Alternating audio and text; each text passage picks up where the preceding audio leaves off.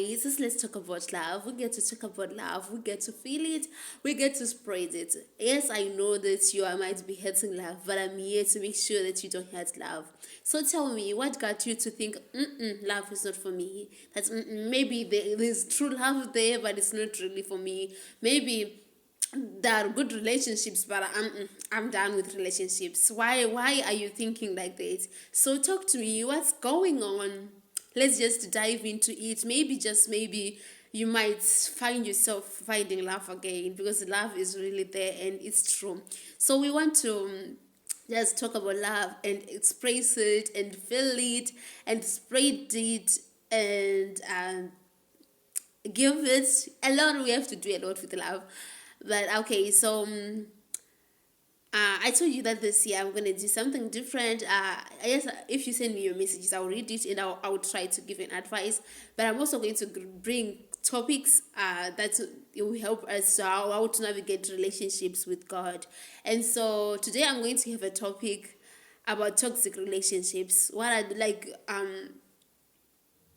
toxic relationships. Okay, just that. So what is a toxic relationship? A toxic relationship is a relationship where you're not respected, where it's a relationship that is harmful to your mental state, to your self-esteem, to even to you physically. Like something that is harmful for you spiritually. Let me just go deeper. Something that is like a relationship that is harmful for you spiritually, socially, like mentally, even that affects your self-esteem, that affects how you see yourself. That's a toxic relationship. So a relationship should be, if you find yourself that you are spiritually unstable because of a relationship, then it's a toxic relationship. If you find yourself that you are physically unstable because of a relationship, maybe there's violence in the relationship, then that means it's a toxic relationship. If you find yourself that there's manipulation even in the relationship, it means it's a toxic relationship. Socially unstable, meaning that maybe the relationship, you're not allowed to have friends, you're not allowed to do this, you're not allowed to go out, like that's a toxic relationship. If you find yourself that you're in a relationship where emotionally you cannot express how you're feeling down inside, you're unstable emotionally, it means because of the relationship, it means it's a toxic relationship. There's a lot about toxic relationship. So that kind of a relationship is a relationship that there is manipulation, there's lack of respect, there's disrespect, lack of respect, there's even domestic, there's even violence, there's even controlling, obsession, all those stuff that are not godly. Because I love it. Like 1 Corinthians chapter 13 tells us what love has to look like. And love doesn't look like controlling. Love doesn't look like disrespecting someone. Love doesn't look like a lot how we are making it look like. The love is not about that. And our relationships shouldn't be like that. Especially if you are Christians. If there are Christians who are watching this,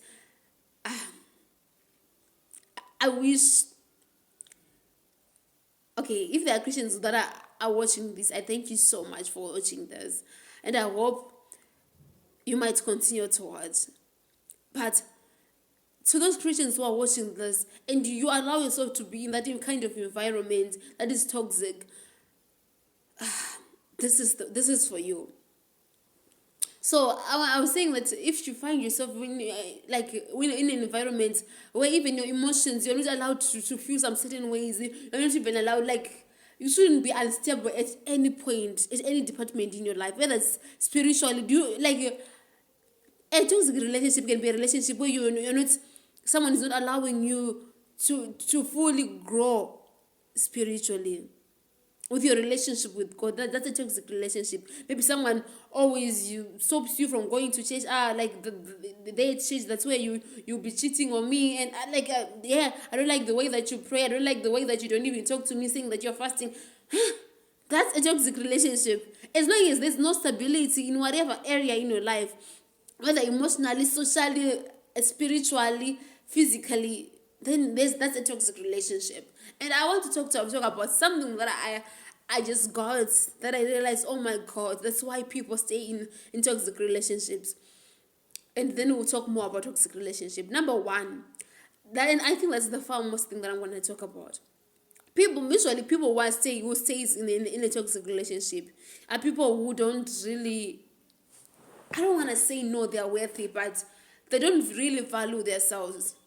Like, have you ever meet someone who was rejected, or who have been rejected most of their life? They just settle for anything because they don't know any better. That's why you see people will be like, you're like, come on, there gotta be something better. So people settle in toxic relationship because they don't see their own worthy. And I feel like if you're someone who doesn't see your own worthy before someone comes around, I feel like you should say, God, work on me. Make new wine out of me before I meet anyone.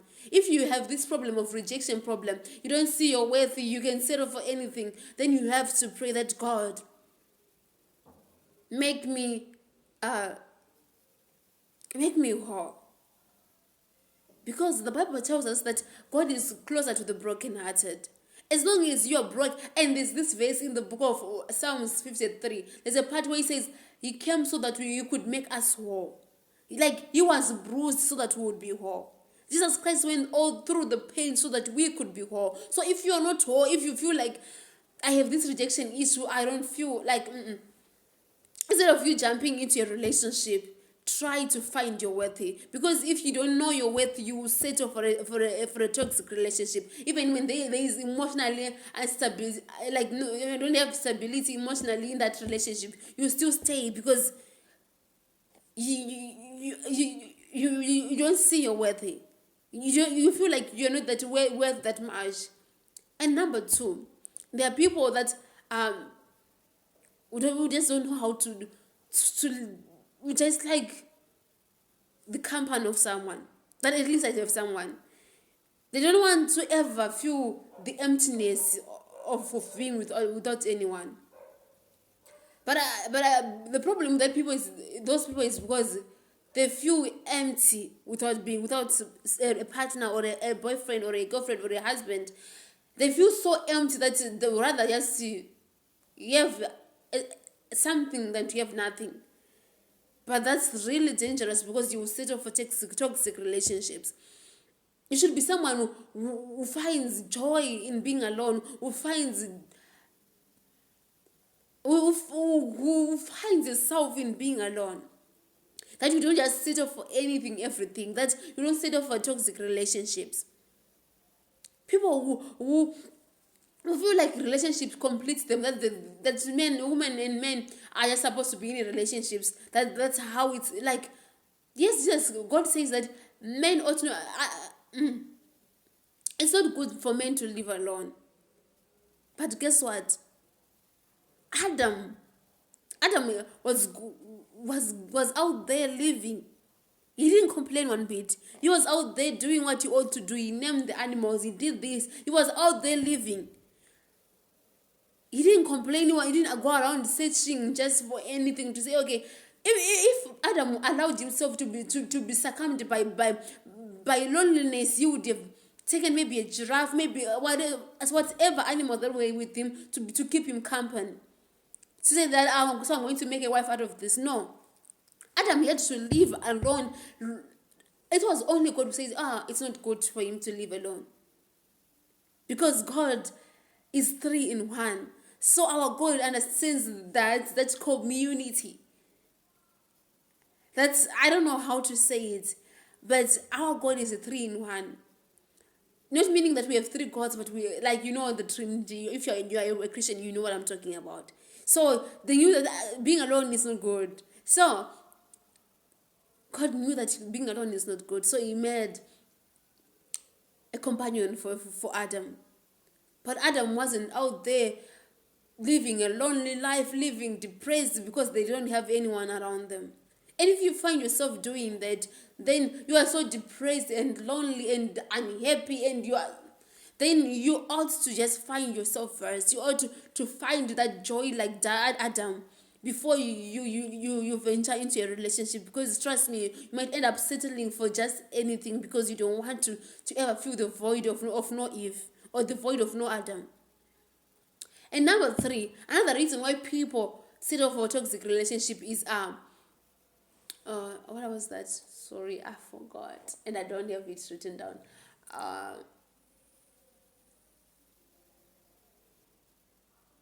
okay, number three. Let me just do this. Number three is that people. What do I say? People don't want to grow. What is it? People, they don't want to change, and because they don't want to change, they rather settle for a relationship that allows how broken that they are, or how bad they are, flourish.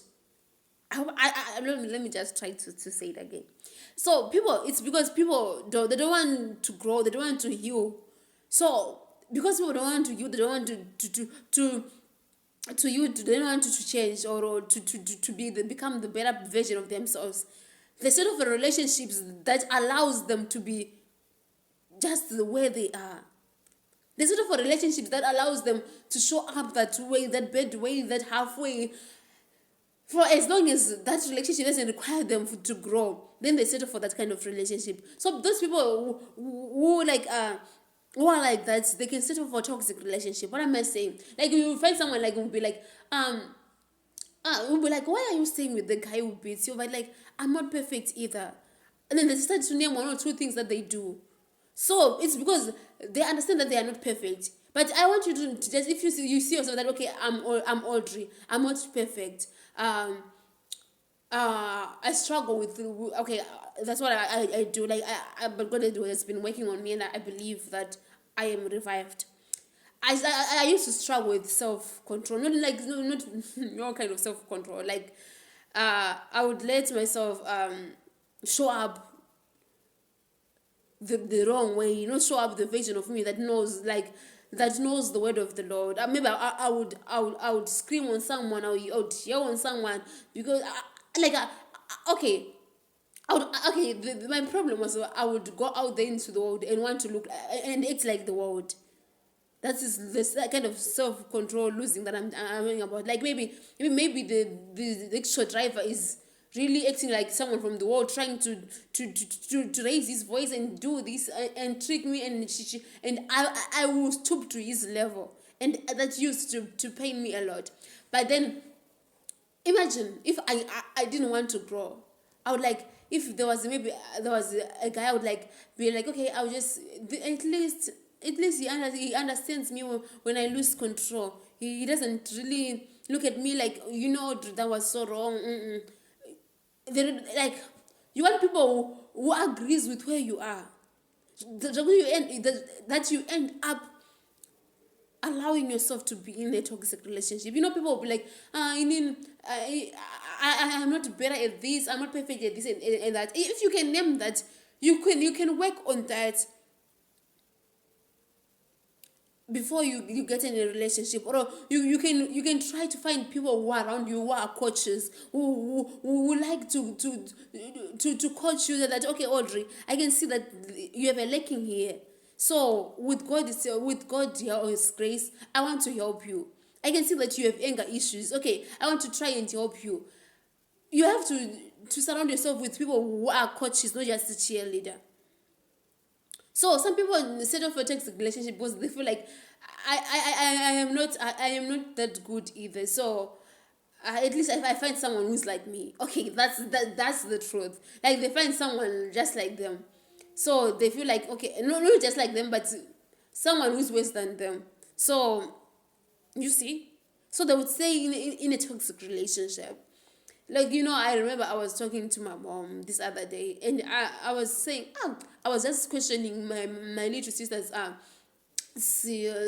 choice of friend, and I was like, what's wrong with her? Why would she play with someone like that? Like, I was just asking my mom, like, your sister is like mood swings. Like, my little sister has some mood swings here and there, and she said, mom said, so she feels like at least with that friend, she, like, vasangana, like, they, at least they have something in common, something bad in common. So that's why but the friend was really terrible. Ask me, the friend was really terrible. The things that she do was far more, much worse than a mood swing. And why would someone settle for someone who's wears something worse than a mood swing? Because they don't want to work on not having the mood swings. That's the truth. Because if you can work with changing those mood swings, you could just look for a good friend, a person who is good. Instead of just you saying, okay, they understand me, they're just like me. Instead of you settling for such kind of relationships, work on yourself. Some people will be like, okay, I am not even educated myself, so this guy, or I don't know, someone will be settling for someone who gambles, who does gambling, and you asking, I don't have a job myself. So work on yourself. Work on yourself, girl. Work on yourself, boy. You shouldn't just be with someone because okay. Before you date someone, ask yourself, maybe before you get in a relationship with someone, ask yourself, what connects us? What connects us? I was looking at myself. I'm sorry, I'll just keep on talking about myself. I was looking at myself. I kind of have a little bit of allergic towards people who are rich. No, not like those rich kids. I'm talking about the kind that would be like, oh, what are you buying? I like that safe, like if you are buying a safe and someone will be like, is that you? Oh, a safe for that low price? Does it even wash? I'm talking about that kind of rich kid. And I'm allergic to those kind of rich kid. Like, trust me, I sneeze. I sneeze very hard when I'm surrounded by this kind of rich people, rich kids. But then I realized something about myself. That if I get so close with someone, it's because maybe they have the same status, like background status like me, not exactly the same, but maybe we understand tight budgets together. But then God was just telling me that this is you bonding because of brokenness, bonding because of it's not good. If what brings you good together is something that is better, then it's not good. You shouldn't just be with someone because you are both poor. Like, it's like that was like my logic. Not exactly poor, but I would say that I want someone of my class. For me, I think if you had seen my videos last year when I was so that I deleted, I used to say that really there are classes in a relationship. Yeah, it's kind of true, because you see it like when you want to buy someone's present and your wallet and their wallet, they don't even match. But okay, but God was just telling me that, like, Holy Spirit was just teaching me on something that, okay, you shouldn't bond with someone because of brokenness, or because your background is the same. That's what makes you set up for a toxic relationship. So toxic relationships are really out there, and the reasons why people stay in toxic relationships are, some of them are disheartening, because all you have to do is to allow God to work through you. All you have to do is say, God, work on me. I have anger issues. Help me in this area. Because if God helps you with your anger issues, you won't settle for a guy who's abusive because you have anger issues yourself. Okay, maybe your anger issues, it's like you just get angry, you don't know how you always bust or do this, but he ends up beating you. That's different. So it's about you working on yourself. If you see something that is wrong, work on it. Don't settle for environments that let that version of you flourish. Rather, look for environments that pressures you to be a better person. But that's not what we do. We just want to settle for environments where they allow us to be our lowest version. We don't want to be in an environment where people require us to grow. I was talking to my sisters yesterday, two of my sisters. We were talking about what it means to, okay, so they were reading this interview that I had done on someone, and that person had said, I want someone who loves me the way that I am. And I was asking those two girls, and I said, my dear guys, what is really someone loving you the way that you are? And someone loving you the way that you are is someone who understands that, okay, you might not be your best version right now, and I love you the way I love you, that I love you. But me loving you doesn't mean that I will let you stay where you are. I want to evolve with you. I want to grow with you. Yes, I can see, if you can, maybe I can see that, okay, you kind of have a problem like this. Maybe like a problem like you don't know how to communicate with people correctly. And I'm like, okay, I love you the way that you are, but I won't leave you there. If I love you the way that you are, then I will help you evolve. Because me loving you the way that you are, it doesn't mean that I support nonsense. No. It doesn't mean that I support nonsense. I support your loneliness. I support your weaknesses. No. Because as your partner, your girlfriend, I have to be someone who encourage you to be your best version. So if I encourage you to be your best version and I allow you to still stay at your lowest point, then what am I doing? I'm cheerleading. I'm cheering you. I'm your cheerleader. In your lowest version, that's not it. It's like, what loving you the way that you are is maybe that time when I screamed I screamed back at the rickshaw guy. My guy would, like, my boyfriend would just let me be. If I had a guy that day, he would just let me be and say, okay, maybe just let me be for that moment and just talk to me, and like, it would be like, Audrey, what did you think about how you reacted to that guy? Yes, he was being him, but he's a yindi person. He doesn't know God. You do know God. So what do you think that speaks about God? I'm not talking about manipulation. I'm talking about someone coaching you. So he loves me the way that I am, but he won't let me live. He won't let me live in my lowest vision, just in the name of I love you the way that you are.